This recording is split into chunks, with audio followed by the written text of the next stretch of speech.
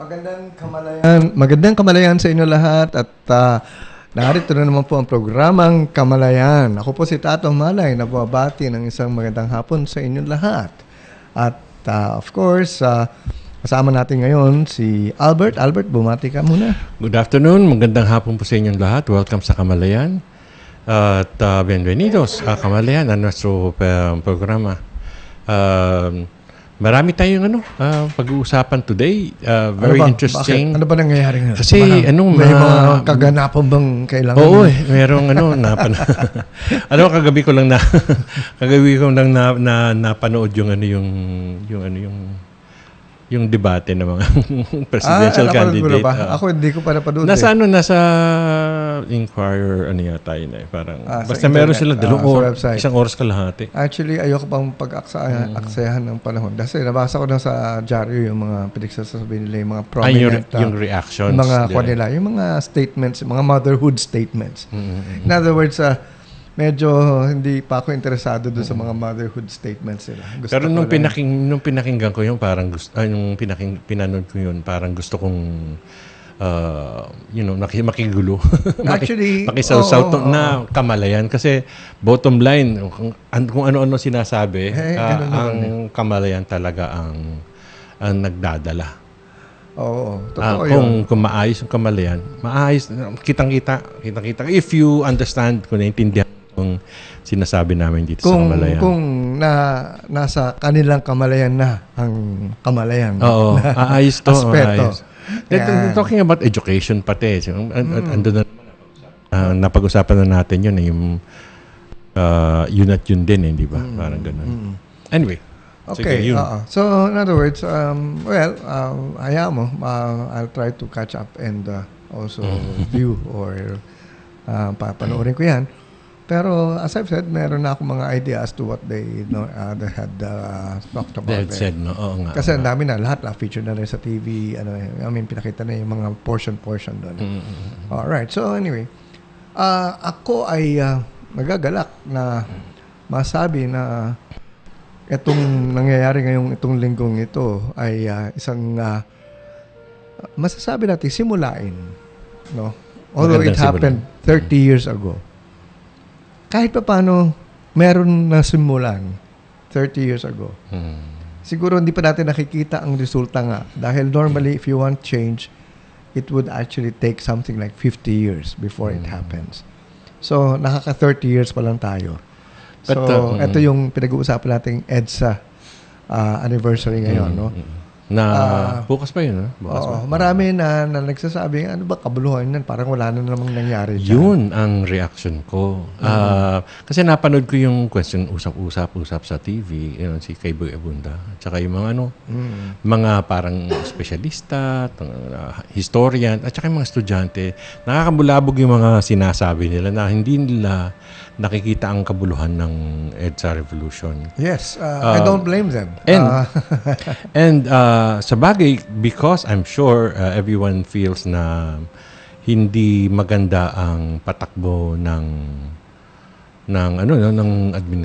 gobyerno, yung sistema ng gobyerno. Walang problema doon. As a matter of fact, yun ang expectations nga natin it's more issues of corruption,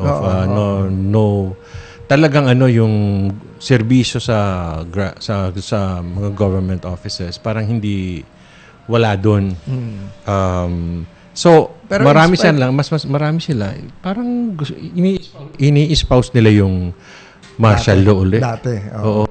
Without realizing na katakot na fear ang pinagdadaanan ng lahat ng tao nung time na yun. Na kasi konting hindi mo alam kung magkamali ka ng salita, medyo humirit ka, pwede kang madampot at hindi ka na makita So, itong mga batang to, they don't know what they're talking about. I wouldn't be surprised. And I'm really sorry for them. If I don't want them to go through that. What we went through, pare. Actually, hindi mangyayari sa mga kabataan yan Alam mo bakit? Wala sa kamalayan nila. Wala sa kamalayan na maging aktivista. Walang lumalaban eh. Parang, okay lang kami, ganyan. Pwede na kung ano nandyan. Yun ang problema nila eh. Kaya, hindi, pero gusto nilang mag-espouse ng ganun eh. Pero ewan ko, gusto nila strong arm, strong hand, ganun. Pag kasi ganun ang sistema, medyo nakakatakot din yun. Kasi ganun ang memories ko ng martial law. Pero I don't think na babalik pa tayo doon sa ganung klase. Sa puntos na yun. Dadaanan na natin yan. Nagbago na yung kamalayan ng bansa when it comes to that. So, we are looking forward for a bigger change in terms of, progress. No? So, ito na yung simulain nga. Sabi ko nga, simulain pa lang ito. Hindi pa ito yung katapusan. Hindi pa natin makikita yung epekto. Wala pa talaga yung inaasam-asam natin. Kasi nga 50 years. Normally, it will take long. 100 years pa nga yung iba eh. We are still young as a nation. No? In other words, nandiyan ang lahat. Naglalabasan lahat ang mga kuro-kuro, mga opinion ng bawat isa. So, from there, doon na natin makikita kung saan talaga papunta tayo. Kasi kailangan makita lahat eh. Lahat ng angulo eh. Hindi pwedeng sabihin mo, ito lang yung nakagisnan na, ito na lang yung mananatili. So, pero paano yan? 16 years to go na lang tayo at maayos na lahat. 16 years from now, it's 32. It's the change of the age of Aquarius na eh. Yun na nga. So, maayos na. So, 100 years parang malayo na masyado. I was just talking of the usual cultural way of thinking, no? So, in terms of yung mentality natin, in terms of... Tama rin pala yung 50, no? Sa scientifico.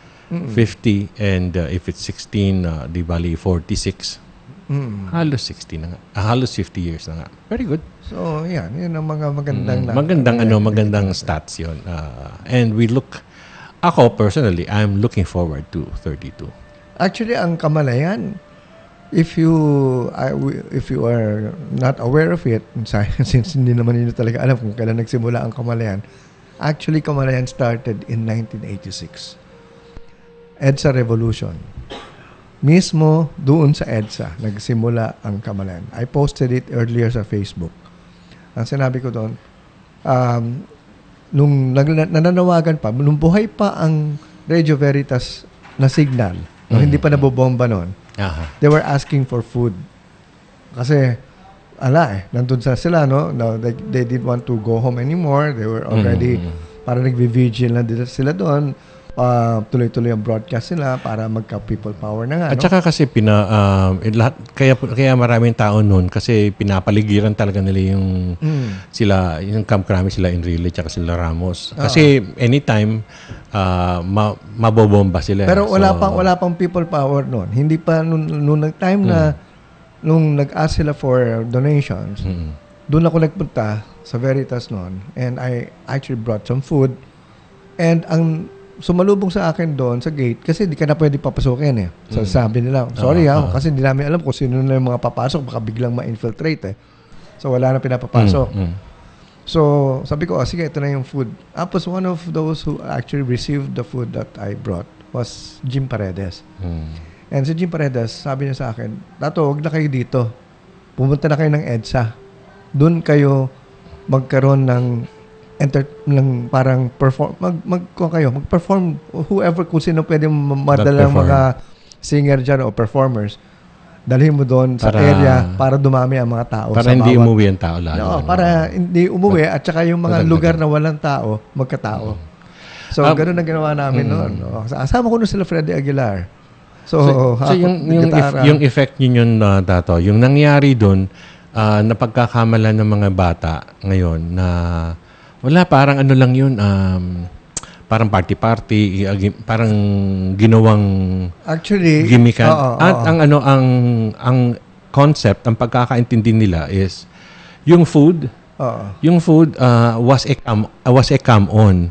But that's completely the opposite. People brought food kasi maraming magvi-vigil. Maraming nagvi-vigil at walang nakakain. So nagdala ang mga tao ng pagkain to share with the people who are doing vigil there. Hindi yung may maraming pagkain dito, punta kayo dito. Hindi. Baliktad yun. Baliktad. Completely different. Talagang we were bringing food because to help. Talagang nagugutom yung mga tao. Wala naman nagtitinda eh. Wala namang although I know of some enterprising friends, bilib ako sa kanila eh. Nakapag-print ka agad ng mga t-shirt. Yun lang yun. Nagbebenta ng mga t-shirt doon. Kasi sabi na kung di kayo uwi, di magpapalit kayo ng t-shirt. Dito. Sabi ko, okay. Pero pag nanonood ka lang sa TV or naririnig mo lang sa radyo nung time na yon, parang nakakatakot. Pero pag pumunta ka doon, alam mo, ang feeling mo, you feel at peace. Yung safe ang feeling mo. Kasi andun tayong lahat really felt safe. Sudden, biglang safe. Kasi yung expression na ganun, bawal yun eh. Talagang kung ilan-ilan lang kayo, madadampot kayo at makukulong kayo, baka hindi na kayo makita.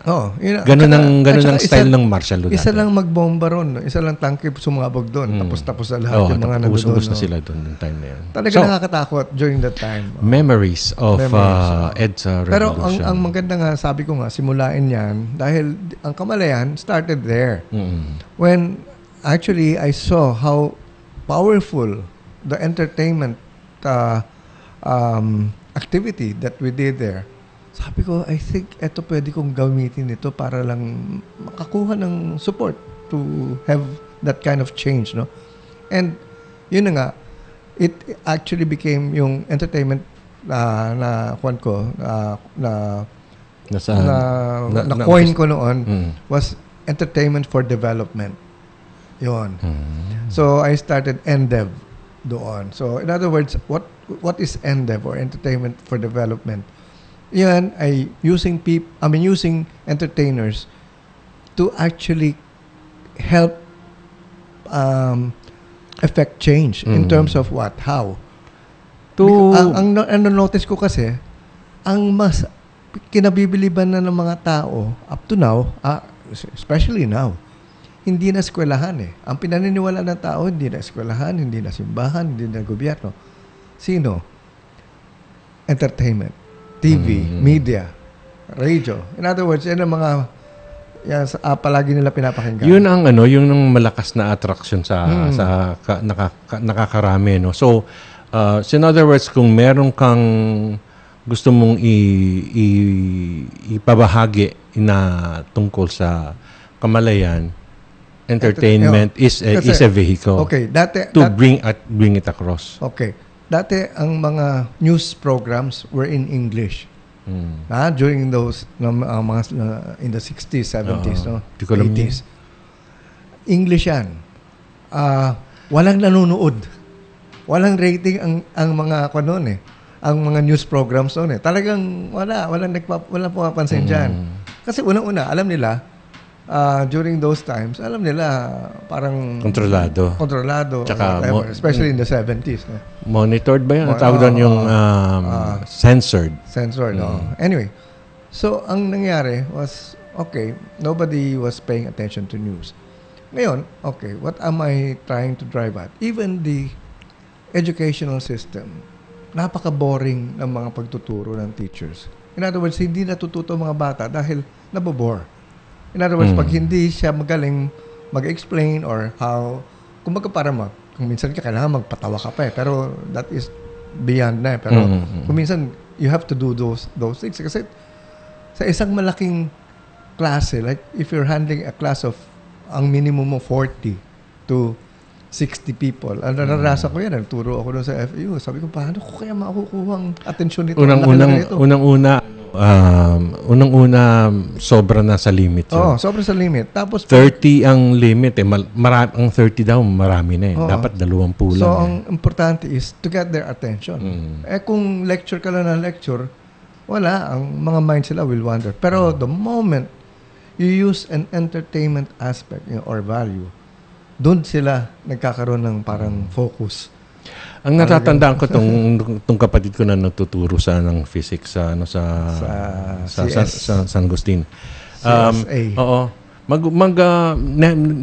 dine-demonstrate niya sa akin yung ano yung gagawin niya para bago siya Tapos may yung mga cause and effect, yung mga for every action and equal opposite reaction. So, pinapakita niya talaga sa akin, ito yung gagawin ko, gagawin. Tatawagin niya yung bata, tutulak niya. For every action, there's an equal and opposite reaction. So, meron siyang mga ganun, yung mga may visual at saka experiential. So, kaya, isipin mo pare, physics yun. Pero tuwan-tuwa yun. Gusto ng mga bata yun. Ako yung physics ko, nakakainis Wala, puro words lang yung makikita mo, numbers. Ayoko ng physics. Yan, yun ang mahirap talaga. Anyway, so ang nangyayari, ngayon, nakita ko ang power of entertainment in terms of affecting change in our society. So, ang magandang mangyari ngayon talaga is, sabi ko nga, if I can mobilize the entire entertainment industry, movies, television, radio, stage, and hindi ako mag-lecture, hindi ako magse-sermon, pero lahat ng message ng Kamalayan will be shared through those media. So sa mga media na 'yon, no? So I think that would be more effective than really speaking or just talking in front of people and explaining things.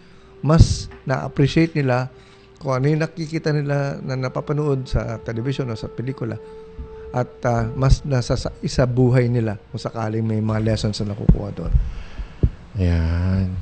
Ang maganda talaga kung may education, may tinuturo, ganun. Tapos medyo may visual.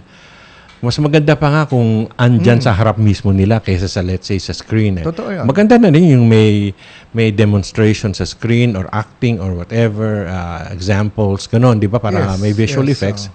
Pero kung nasa harap mo at nangyayari sa harap mo yun, mas kakapit yun eh. Totoo yan. It has to be, I guess,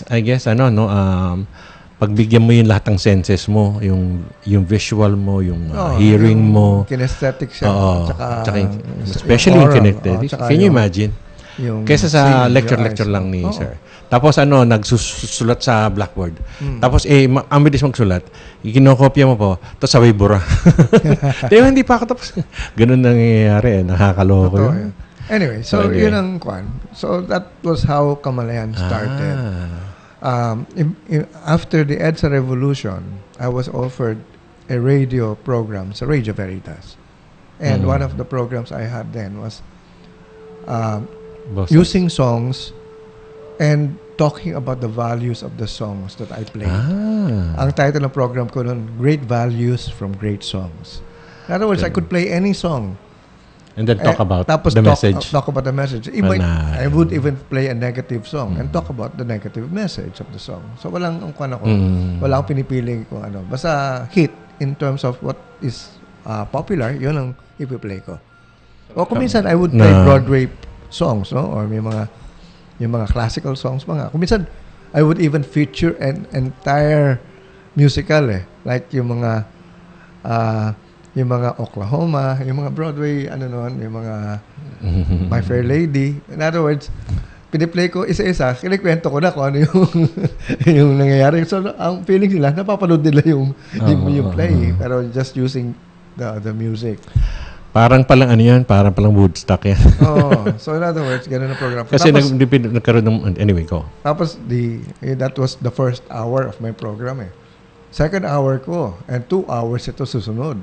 Boses ng kabataan. Diyan ko na-address ang mga kabataan. And ang mga co-host ko noon, sila Mikey Cojuangco and sila Princess Punsalan. Nung hindi pa sila sikat. Kasi kabataan, sila yung kabataan Ako yung bata. Sila yung kabataan. Ako yung bata. Sila yung kabataan, ikaw yung isip bata. Sabi ni Candy, oo daw. Isip bata. Ganoon. We would invite mga Glee Club, magkakantahan yan doon sa program ko mismo. Tapos sila rin ang guest. Yan. Anyway. So the communication and then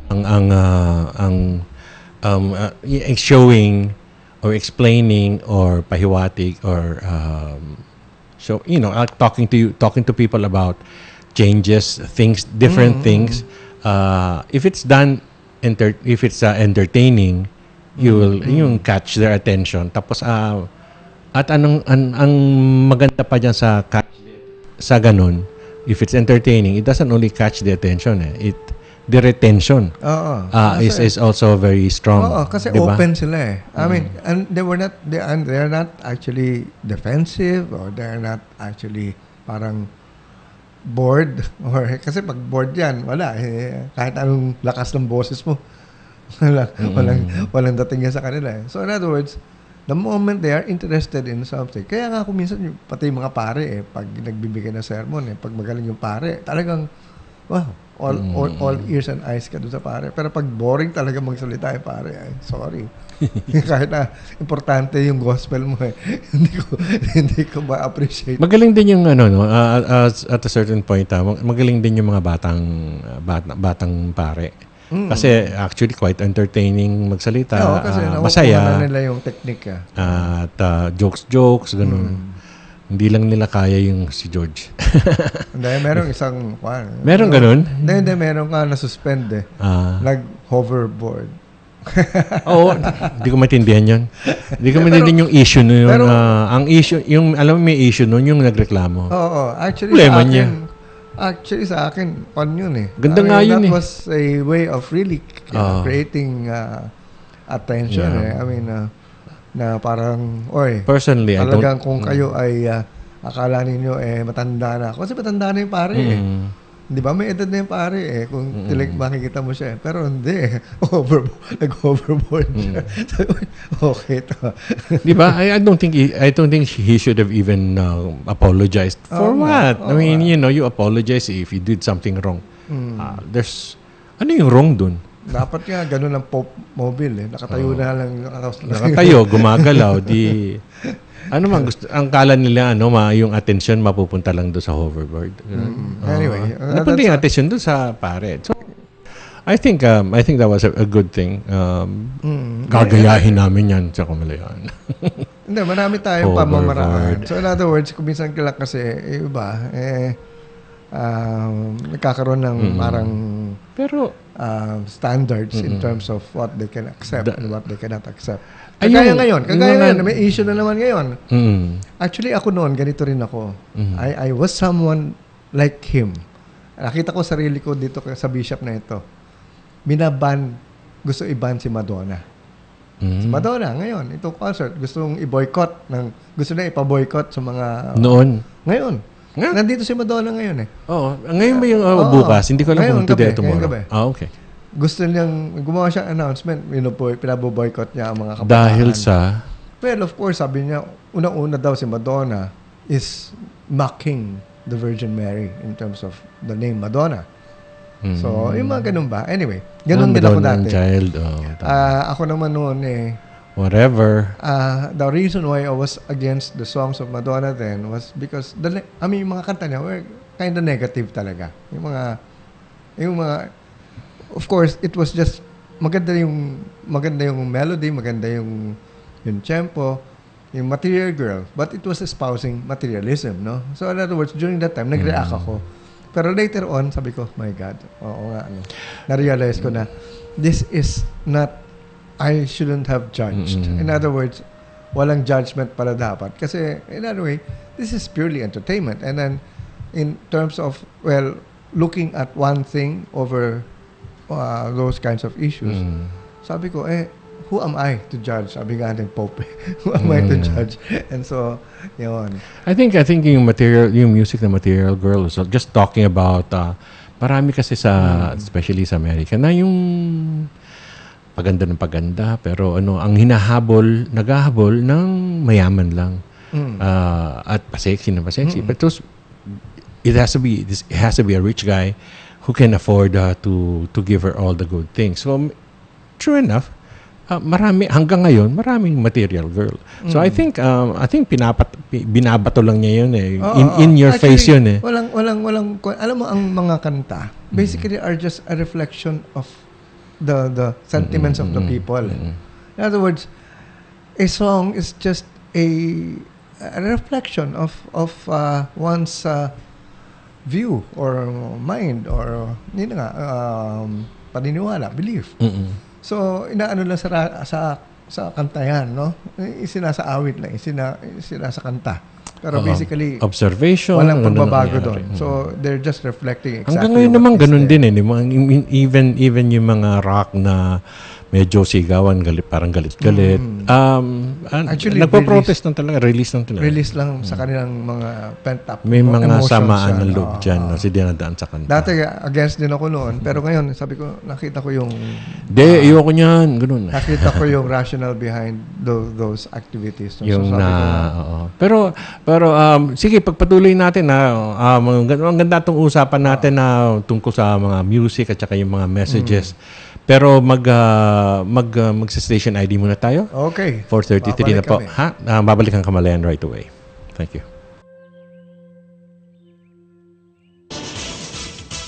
Kaagapay ng Sambayanang Pilipino ang pamahalaan, mga ahensya nito kasama ang mga non-government organizations at iba pang grupo, serbisyo publiko tungo sa pag-asenso. Ating tatalakayin ang inyong lingkod at your service. Katuwang sa pagbangon tungo sa bagong umaga, pagtulong at pag-aksyon, laging nangunguna ang inyong lingkod at your service. Mga cause-oriented groups, charitable institutions at iba pang may programang organisasyon ating makakasama sa ang inyong lingkod at your service. Ang inyong lingkod at your service. Lunes hanggang Biyernes, alas 8 hanggang alas 9 ng umaga. Dito pa rin sa himpilang kakampi ng masang Pilipino, ang bagong DZME 1530. Ang inyong lingkod at your service. Broadcasting live from the Capital Broadcasting Center studio in Ortigas, Pasig City, Philippines. 25,000 watts of pure AM power. 25,000 watts of pure AM power. Matapang sa pagbabalita, punong-puno ng informasyon, laging handa sa public service. Ang pagbabagong hanap mo sa AM. Ito ang DZME 1530. Magandang hapon muli sa inyo lahat. Welcome back to Kamalayan. Normally kasi pag after the station ID, si Joyce Maholol nag-open ng dahil meron siyang may binabati siya. Baka nagtataka kayo kung hindi niya narinig si Joyce Maholol na nandyan lang sa tabi. Joyce is busy with some other things tungkol sa na nakakatulong sa Kamalayan. So, nasa Sogo siya ngayon. Nag-check-in. Sayang yung sayang yung GC. Yung mga nangangailangan ng GC dyan na nagbebenta kami. Nagbebenta ka ba? Bakit may GC ka ba? Buti ka pa. Kung magsalita ito, kala mo wala.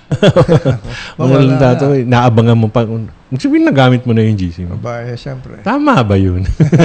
Ay, meron tayong so may message si Willie. Masayang Kamalayan po. Team Kamalayan. EDSA 1, nasa probinsya kami noon. Nasa loob ng bahay. Puro sundalo po sa barangay namin. Noong araw na yon, bawal manood ng TV at makinig ng radyo. Aba, kampo yata yung barangay niyo. Hindi, natatandaan mo dun sa EDSA Revolution noong time na yun. Since maraming... Si Willie. Thank you for the message, Willie. Nung panahon kasi noon, nakita na may mga dumadating na. May mga dumadating na mga tao, mapupunuin ng Maynila, whatever, ng EDSA. Tapos hinaharang na nila yung mga tao from the outskirts. So si Willie tiga Cavite, di ba? Something like that. So, okay. So, para hindi kaya lang paluwasin. Para hindi, dadami mahalatang maraming kumukontra. Pati nga sa probinsya, yung mga parang south, ganun, they plan to come. So anyway, I would like to say hello to, so si Joyce is busy doing, checking in at Sogo. Joyce, Si Tato may pasimuno. Sinecond demotion ko lang. Sabi ko kasi, normally, she talks about Sogo. Kaya hindi ako nakapag-ano kanina dahil normally siya nga nag-uumpisa nung... At babalik siya bukas, ikikwento niya yung kanyang experience sa loob ng Sogo. It should be good. We're looking forward to her stories. Alright. Okay, so gusto namin batiin yung mga ibang si Willie, of course, at saka si Benjamin. Laging sinusubaybay. Si Christina Ledesma, si Tina. Thank you for keeping us company, and si Mami Kiani nga. Also si Chari Adalantar, very busy being a mother, to our new baby. So happy for you. Talagang we can't say enough about our happiness for your newborn. Tapos sila Pablo Hay, si Pablo tsaka si Luz Biminda. Hi! Sa Cavite. Ganito yun. Pablo, Luz Biminda, hi! Salamat sa pagpakinig. Buti malakas ang signal natin dyan. Oo. Tuwa sila dun. So, maraming salamat po. I'm sure sila Jalvin as listening he's out of town pero nakikinig siya. Si Arob aside from Joshua si Borja si Josh. So nasa Bicol din siya di ba sa Bicol din si Christian. Alright, mukhang mga tawag ito, busy ang ating mga kaibigan. Anyway, which is good, which is a good thing. Let's continue with our discussion. So music as a way to express our feelings, our emotions. Talking about that, alam mo na bago ako pumupunta dito nanonood ako ng music, yung singing contest kasi sa TV. Aling doon? Aling singing contest? Sa yung tawag ng tanghalan. Yung bagong yung new version. Yung tawag ng tanggalan. Dapat kasi yun ang talagang noon nung panahon namin. May makalawit ba dati? Matatanggal ka doon pag mali ang pagkanta mo, sintonado ka, wala ka sa timing, may yung gong, yung balentong tawag namin doon, tumunog na naman balentong. Talagang hindi na tatapusin yung pagkanta mo at ka na. Dito nga sa programa ngayon, medyo mahina ang paggamit ng ganong klaseng concept. Parang hindi ko ma-feel yung kasi noon talaga pag nanonood ng tawag na tanghalan, excited ako kung sino matatanggal na naman kasi kasi una yung gong nila, hindi matining hindi parang talaga dati matining. Parang sabi ko nga baka kailangan yung parang sa Muslim ang ginagamit yung Hindi yung parang Muslim yata itong may itim-itim na parang hindi ba Chinese yun? Anyway, pareho lang kasi yung ginagamit nun talaga parang parang baka kailangan brass tapos yung palo parang hindi walang balot. Oo. O kung may balot man, cloth lang tapos diretso. Dati walang cloth kaya matining yung tunog. Talagang dinig na dinig mo. Pero ako naman, kabalik ng experience ko dito sa sa kapapanood ko, andun na yun, I'm operating like a judge. Tapos naririnig ko kasi medyo makritical din ang tenga ko sa music. Naririnig ko kung nagfa-flat nagsha-sharp So magogong ka niyan, ayusin mo yan.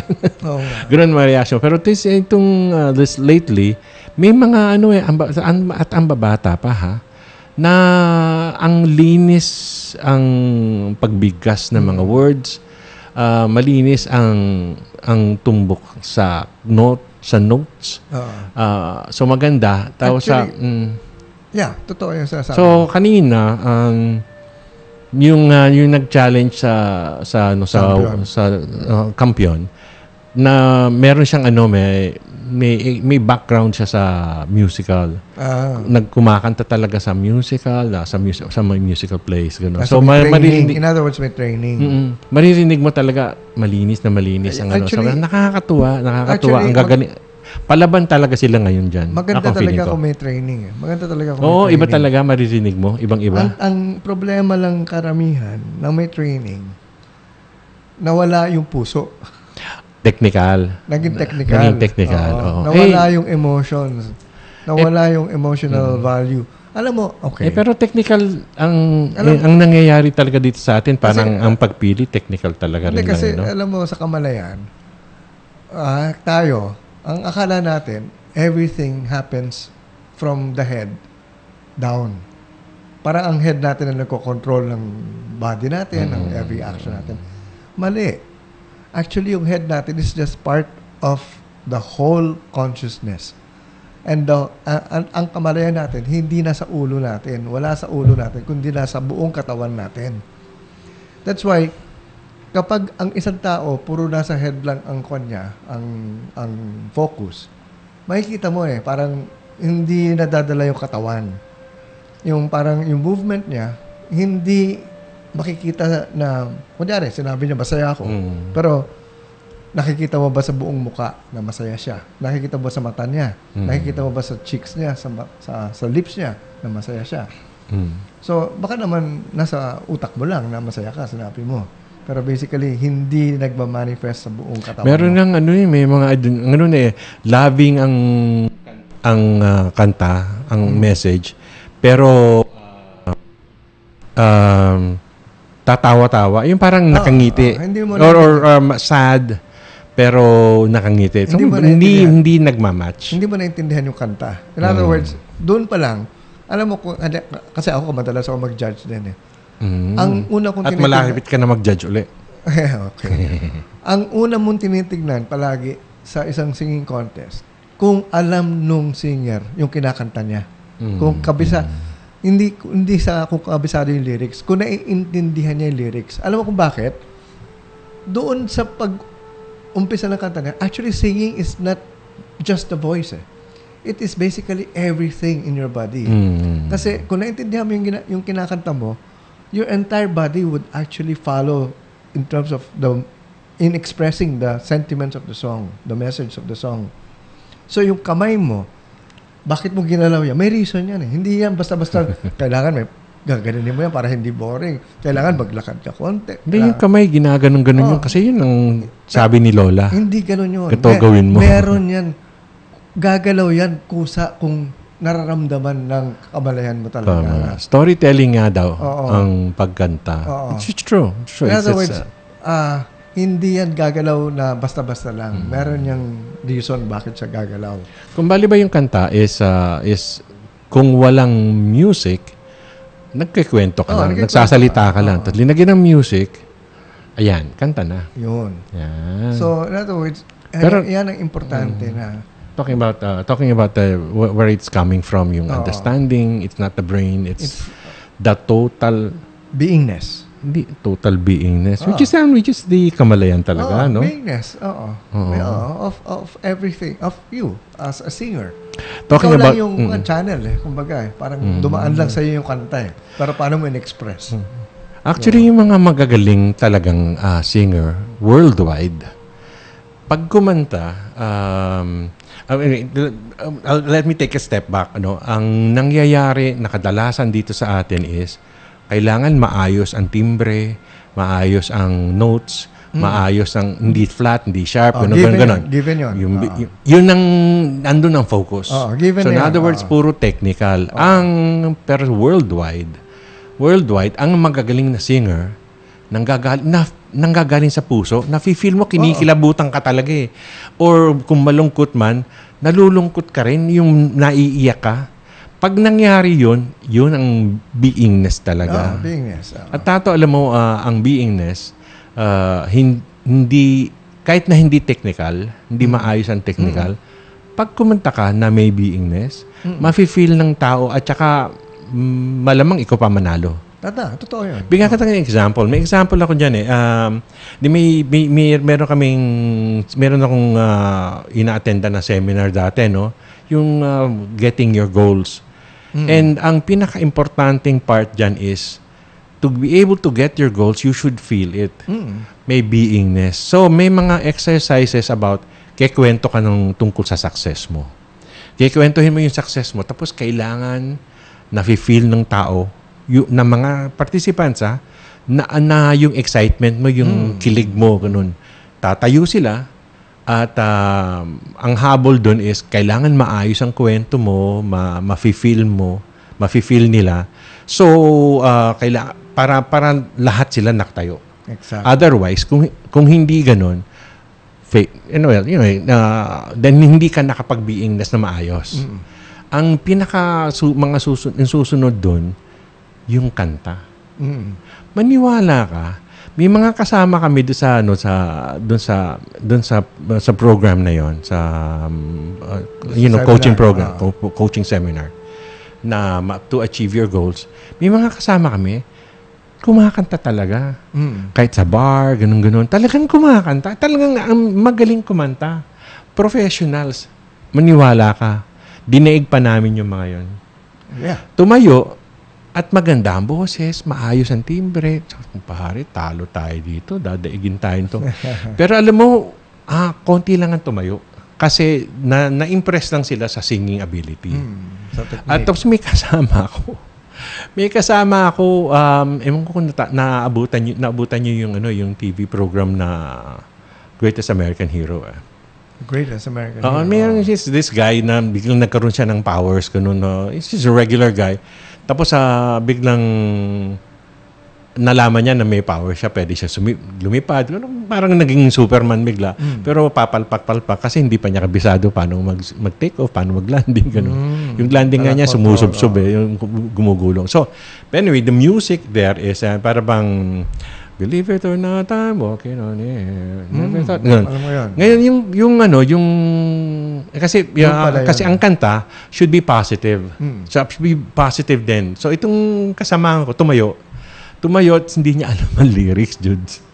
Hindi niya alam ang lyrics. Hindi niya alam kung paano uumpisahan. Pero alam mo ang ginawa niya, pumikit siya. Tapos, nag-instrumental. Pero alam niya yung melody. Nag-instrumental, tapos pumikit siya, tapos makikita mo talaga ng believe it, at wala pa sa tono, ganun. Pero wag kinalabutan kami lahat, pare. Kinilabutan kami ng lahat. Ang feeling niya talaga, pero I believe it or not, I am walking on air, I am successful, kayang-kaya ko to. Pare, tumayo lahat ng tao. Beingness ang nagdala. Hindi yung technical. Wala siyang alam sa lyrics. Kasi walang time mag-practice eh. Sabihin sa inyo, sige, mag-break kayo, magkape kayo dyan, balik kayo, kanta kayong lahat, isa-isa. Patay. Grabe talaga. Walang lyrics, walang tono, hindi pa maayos yung tono, pero alam niyo yung feeling, na feel namin lahat, kinalabutan kami. Beingness, actually, that is exactly what we normally would want to emphasize here in Kamalayan. Alam niyo, when you do something, I'm sure that person na pinag-uusapan ni Albert was only thinking of the present. He was not thinking of the future or the past. Wala eh. Kasi wala nang hindi na nga alam kung ano yung basta kailangan i-deliver lang niya ito ang kailangan niya po. Na-feel niya at that moment and he was able to express it. Exactly, that is what we should actually remember dito sa Kamalayan. Express. And, when you express something, you forget the past, you forget the future. There's no future, there's no past. It is only the present, the now. That's important. Because what is the now? Sabi nga the now is God. It is God expressing itself through you. So in other words, how are you expressing God? And if you are expressing God through you at that particular moment, my God, you are giving that kind of performance at talagang kikilabutan lahat ng tao na nakakita. Yun lang talagang sikreto ng buhay natin eh. At this point in time, there is nothing except now. So in other words, kung ano yung katulad nga, kadalasan sinasabi namin dito sa programa, when we talk here, we forget exactly what we had planned. Pagdating namin dito, nababago dahil naiiba nga eh. Kung ano yung itong present moment na ito yung parang may nagsasabi sa kalooban namin, itong sabihin mo, ito yung express mo. Kung minsan, hindi na namin iniisip kung ano yung sinasabi namin. May lumalabas na lang mga words through us. So, yun, isa pa yun. Ganon ang nangyayari. So, in other words, beingness yan eh. Beingness. In terms of, parang, beingness. May isa pang word yun eh, grounded. Oo, centered. Ground and center. Tama, ground and center on the subject matter. Ito yung pag-uusapan. Alam mo, minsan lumalabas-labas yan eh. Tapos, alam mo, pag na-playback mo yung nangyari.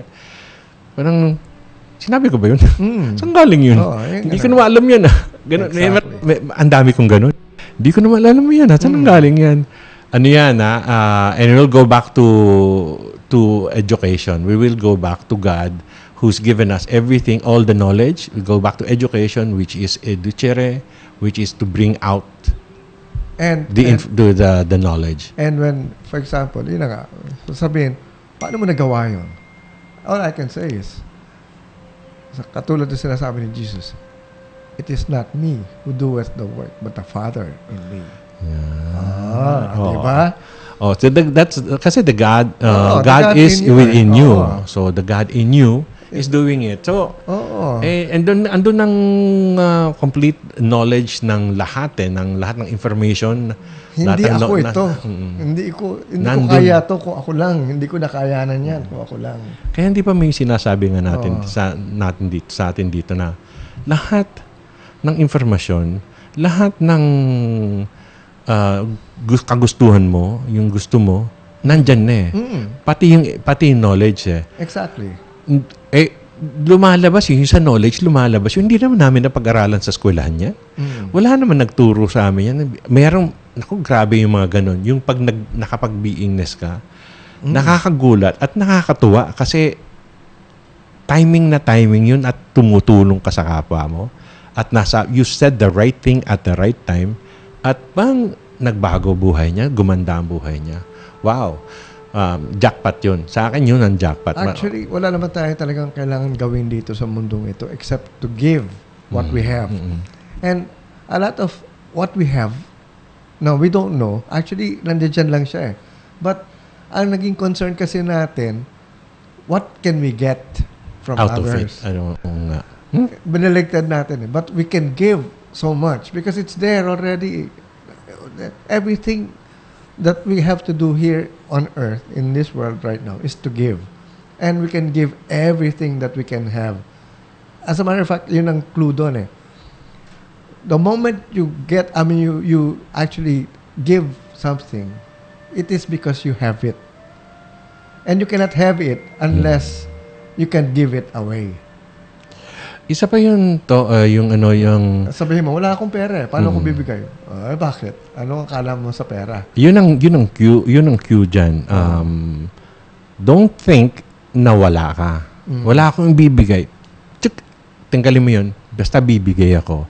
Kasi the willingness to give creates the potential or creates the situation na kakayanin mo magbigay. Nalalabas na lang lahat. Magkakaroon ka ng pagkakataon makabigay kung willing kang bumagbigay. Kung let's say wala kang pinagkakakitaan tulad ng mga ibang tao dito, kasali na ako doon. Pero willing to give, there is the opportunity to give. Nagkakaroon ng pagkakataon makapag-give eh. And that's all it is eh. The belief that you can, yung beingness mo na kaya mo, na pwede. Kasi gusto kong bumigay eh. Kasi magbigay. Kasi yun ang love eh. Yun ang God. And of course, yun na nga, the past is not there anymore. So, huwag mo lang sabihin na, meron ako dati. Ngayon, wala na. Meron ka pa rin. Hindi na wala sa iyo yan. Lahat ng mga nandyan, ang nangyari lang kasi ngayon, you are just living in the past. Kaya, hindi mo na enjoy yung, ini-enjoy mo na lang yung memory. Bakit hindi mo enjoy uli in the present what you had been doing in the past? At saka yung, di ba, if you're living in the past, tapos parang nalulungkot ka kasi mayaman ka dati, parang wala ka masyado ngayon. Pag nandun ka, Di ba parang yun na yung dasal mo na, well, I don't have. Oh, yun na nga. Ano kaya ang sagot ni God dun? Yes, you don't have. So live in the present that you can give, na kaya mong magbigay. Actually, na gusto kong bumagbigay. Kasi iniisip natin, tayo. But remember, it is like the words of Jesus. It is not me, but the Father in me that doeth the work. So, in other words, hayaan mo ang Diyos gumawa ng paraan para sa iyo. Para kaya mong magbigay. Na kaya, through you, mabibigay mo yun. Dapat mo ibigay. Hindi yun yung, paano kaya ito? Saan kaya manggagaling ito? Ito na nga eh. Hindi mo lang inilalabas kasi. The Father in you is the one doing the work. Kaya nga God within, yun ang emphasis natin dito sa Kamalayan. Pero the issue, one of the biggest problems though is kailangan mong labanan yung side mo, yung negative side mo na nagsasabi, yung fear, na nagsasabi wala ako. Hindi ako makapagbigay. Lalabanin mo yun at babaguhin mo at pipilitin mong sasabihin mo paulit-ulit sa sarili mo. Kaya ko. Yes. Kaya ko. Alam mo bakit? Kasi yes ang sagot Kasi bahala na si God kung paano niya ibibigay sa iyo yung potential ng mag-share, na magbigay. Ganun lang kasimple yon. Simple pag-usapan, pero pag hindi mo linaban, andun ka sa point na mahirap ako ngayon. Kasi nga, ang iniisip natin, hiwalay tayo sa Diyos But we are one with God. And if we are one with God, what is that? We are love. We are harmony. We are happiness. In other words, kumpleto na Nandiyan na lahat We are prosperity. We are abundance. We have... lahat yan, we are love yan we are love. And si God yun. God kaso is nga, love. hindi mo in-express. Ang in-express mo is... Fear. Which does not exist. Ayun, napag-usapan natin noon dito. Fear does not exist.